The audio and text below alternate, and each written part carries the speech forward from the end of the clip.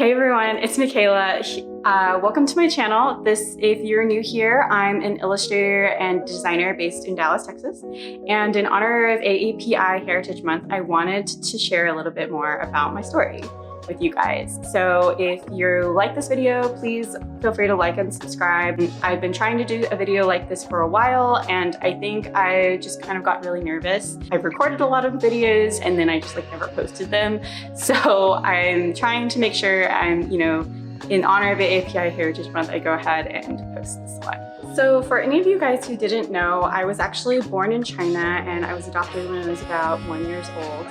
And I pretty much had a lot of creative interests, including reading a lot of graphic novels, playing lots of Pokemon, and weaving a lot of friendship bracelets, which I actually have a little kit that I had growing up, which had all these little organized, focus? Oh yeah, kind of unfinished friendship bracelets here.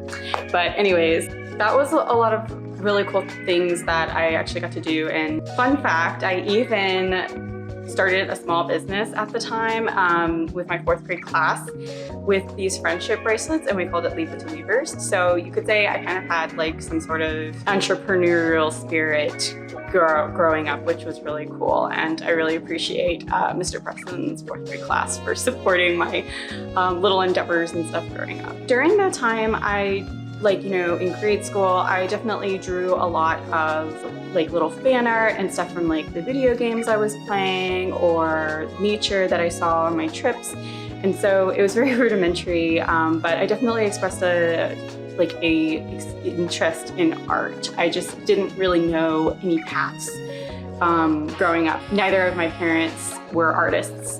They both worked in kind of technical fields, and so it was definitely a mystery to me and how I could potentially become an artist. I didn't have a huge connection to my Asian heritage. I think I saw some movies at the time, including Mulan, Big Bird Goes to China, and I even got to go to China in 2005 where I learned to make origami paper stars and cranes, and I felt a really great connection to that art form because I was Chinese. I was also involved in orchestra, and I played the viola, which felt very un-Asian. If you equate, the most Asian instrument was definitely to play the violin. And so I still felt a little off playing the viola, but I still felt also connected by doing that. And so I also got to meet a lot of other Asian American kids through my student organization of orchestra, and a lot of them remain friends to this day, including my husband, who I met in orchestra. I would definitely say my artistic journey throughout grade school, I took a lot of art lessons, and by high school, I ended up taking advanced art classes and really started to kind of take my art seriously amidst all of the other student activities I was doing. I definitely wanted to include art in my coursework. A lot of my art starting out was a lot of fan art, and I started to develop my style to be very hyper realistic, because at the time I was very much a perfectionist, if not still now.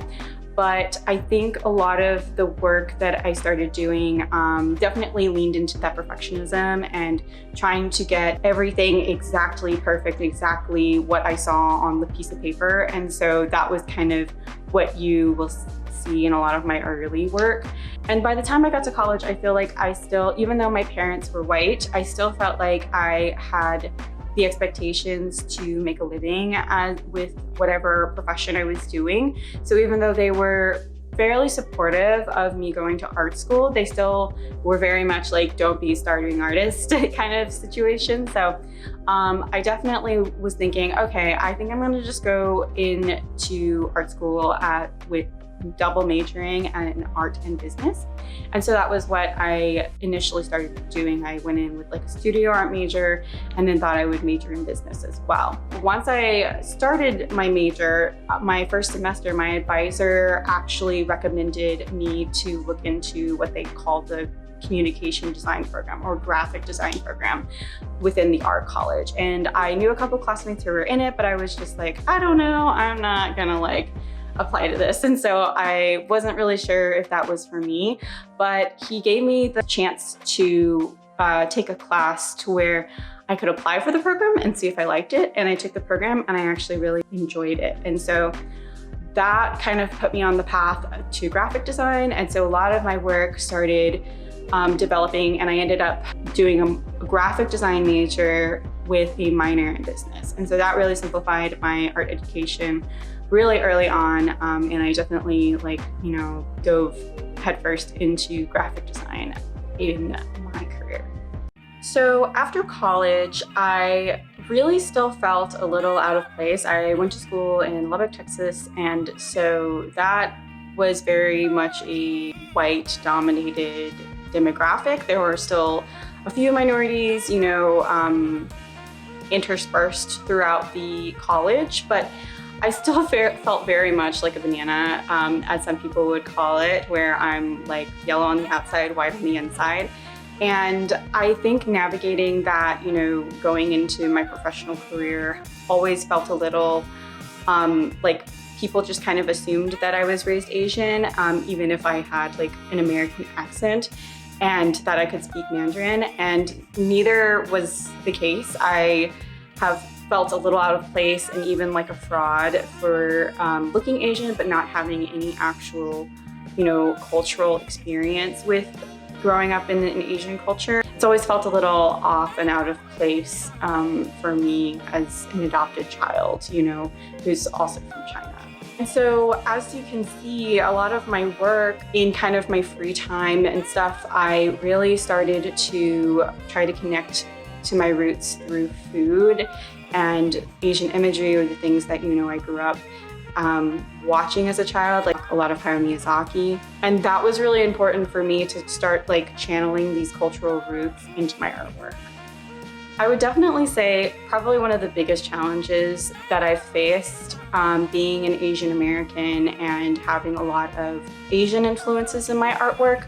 I think the biggest one is using Asian characters in my artwork, and I've only recently started using this, and I have just been terrified that someone is going to call me out and just say you did this wrong, you wrote these Chinese characters or these Japanese characters wrong, you aren't even Japanese, you aren't even Chinese, why do you think you should be able to include this in your work? And that's extremely terrifying. And so I work really hard to do my research and make sure that my work is respectful to any of the Asian cultures that I'm drawing my work from.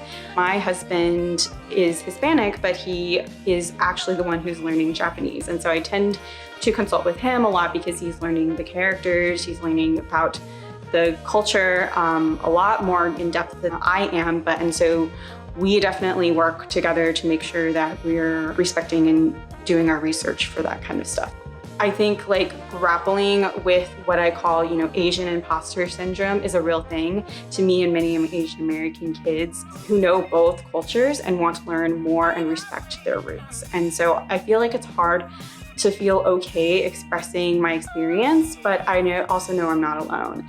That's kind of where I wanted to end, was we all have a story. We're all here existing in our own experiences, in our own upbringings, but I feel like everyone's story is so important to share, including my own. And so I really hope that you guys enjoyed deep dive into more of my history and my story. And so if you guys really enjoyed this, please give it a like and subscribe to my channel. I'm hoping to share more about my art journey and process videos behind my work. And I'll see you guys in the next one.